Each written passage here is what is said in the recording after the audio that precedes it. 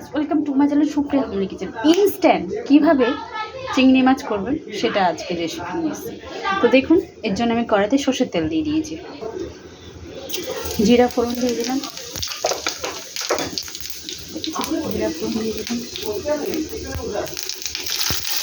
চিংড়ি মাছ দিয়ে চিংড়ি মাছ দিয়ে পেঁয়াজ দিয়ে পেঁয়াজটা ভালো করে ভাজবো।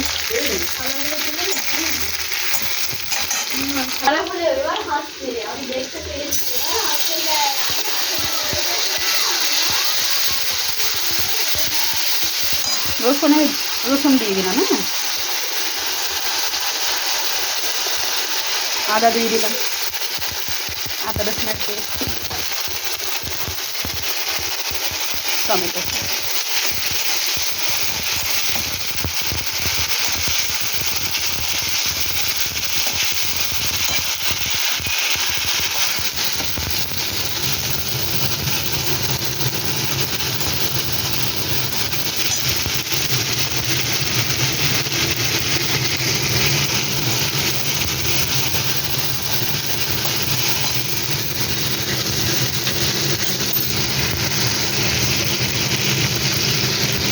লঙ্কার গুঁড়ো 1 চামচ,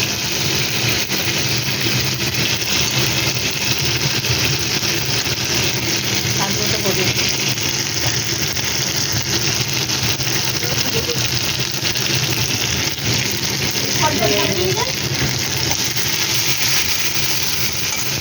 গ্যাসটা আসতে দিলাম।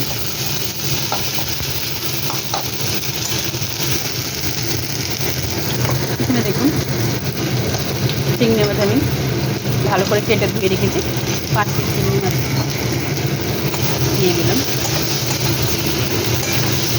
এবার এটা ঢাকা দেবো। এই চিংড়ি মাছ থেকে যেইটুকুনি জল বেরোবে ওইটুকুনি জলেই রান্নাটা হয়ে যাবে। পরে তো আমি জল দিয়ে দিলাম। দেখুন, গ্যাসটা জোরে দেবো।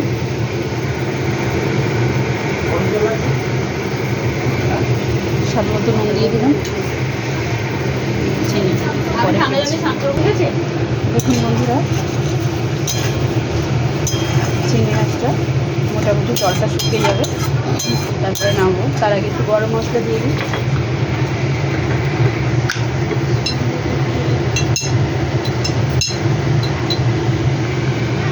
গরম মশলা দিয়ে দিলাম 1 চিমটি।